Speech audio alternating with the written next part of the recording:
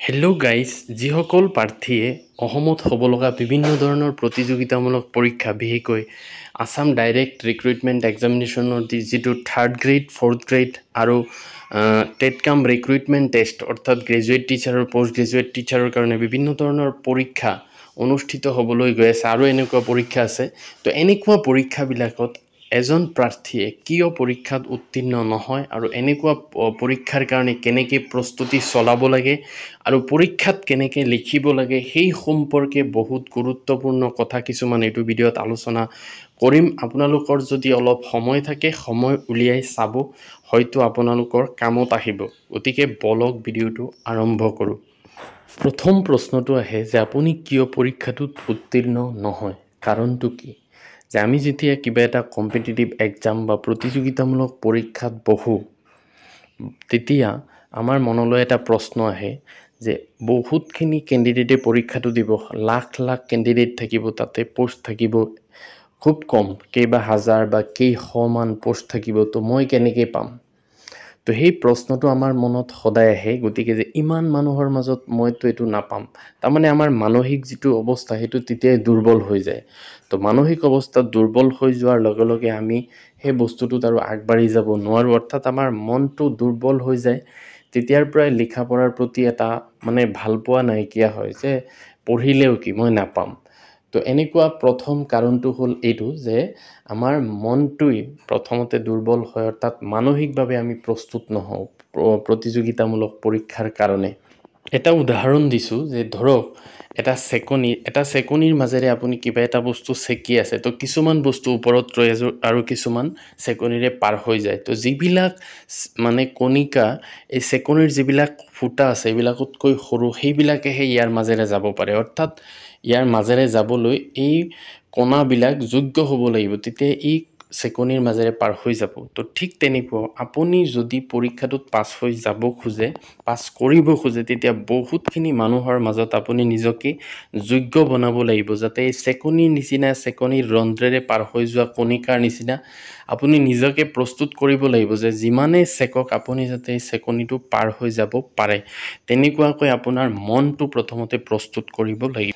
তো দ্বিতীয় কাৰণটো হ'ল যে কেতিয়াবা এনেকুৱা হয় যে কিছুমান ছাবজেক্ট যিবিলাক আমি আগৰ পৰা ধৰক দুৰ্বল, যে আগত ভালকৈ পঢ়া নাছিলোঁ, তো সেই ছাবজেক্টবিলাক যেতিয়া এনেকুৱা পৰীক্ষাবিলাকত থাকে, ধৰক এড্ৰি গ্ৰেড 3 হওক, 4 হওক বা টেটৰ ক্ষেত্ৰতে হওক, ধৰক বিশেষকৈ মেথামেটিক্স লৈছোঁ, গণিত বিষয়টোত আমি বহুতৰে এনেকুৱা থাকে যে দুৰ্বলতা থাকে, যে মই অংক একেবাৰে নোৱাৰোঁ, গতিকে এইবিলাক পৰীক্ষাত মই পাছ নকৰোঁ। বা বহুতৰ এনেকুৱা থাকে, ধৰক অন্য ছাবজেক্টটো থাকিব পাৰে, যেনেকুৱা ইংৰাজী বহুতৰ দুৰ্বলতা থাকিব পাৰে।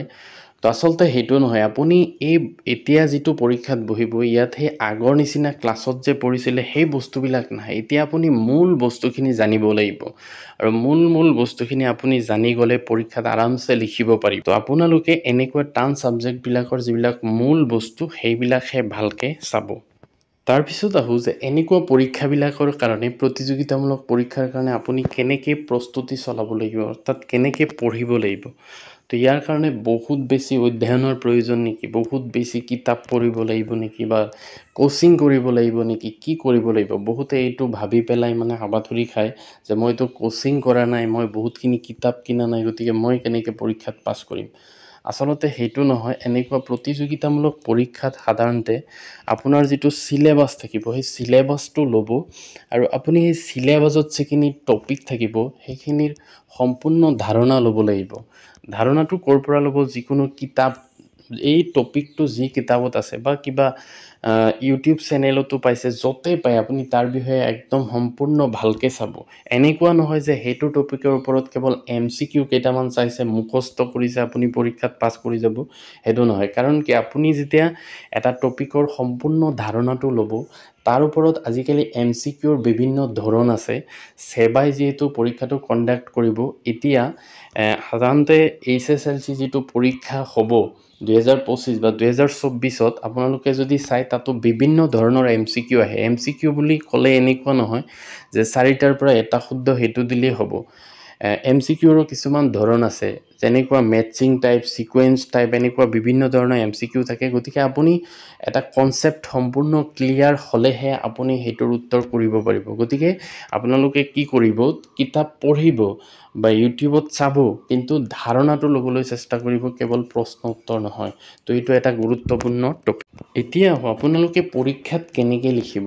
এনেকুৱা প্ৰতিযোগিতামূলক পৰীক্ষাত সাধাৰণতে দেখা যায় যে নিজতকৈ আমি কি কৰোঁ, বেলেগৰ ওপৰত কেতিয়াবা ডিপেণ্ড কৰোঁ যে অমুকে বহুত জানে, সি কি লিখে ময়ো সেইমতে মিলাই লিখিম। আচলতে সেইটো নহয়।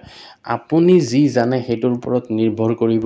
আৰু পৰীক্ষাত এটা বস্তু মেইন, সেইটো হ'ল সময়। সময়টো আপুনি ভালকৈ চাব লাগিব যে কিমান সময় গৈ আছে। আৰু এইখিনি সময়ৰ ভিতৰত ধৰক এনেকুৱা প্ৰতিযোগিতামূলক পৰীক্ষাটো আচলতে টাইমৰ লগত মিলাই দিয়া হয়।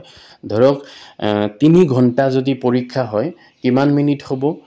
180 মিনিট। 180 মিনিটত আপোনাৰ 150 নম্বৰৰ প্ৰশ্ন বা 175 নম্বৰৰ প্ৰশ্ন কৰিব লাগিব। তাৰমানে এটা প্ৰশ্নত আপুনি 1 মিনিটকৈ পাই আছে। গতিকে আপুনি এইটো মনত ৰাখিব লাগিব যে মোৰ এটা প্ৰশ্নৰ উত্তৰত মই কেৱল 1 মিনিট লগাম। বা যিখিনি ধৰক আপোনাৰ সহজ বস্তু আছে, যিখিনি ডাইৰেক্টলি আহে, সেইখিনিত আপুনি কম সময় লগালে তেতিয়া আপুনি লাষ্টত অংক যিবিলাক থাকে, অংক যদি থাকে, সেইখিনিত আপুনি বেছি সময় দিব পাৰিব।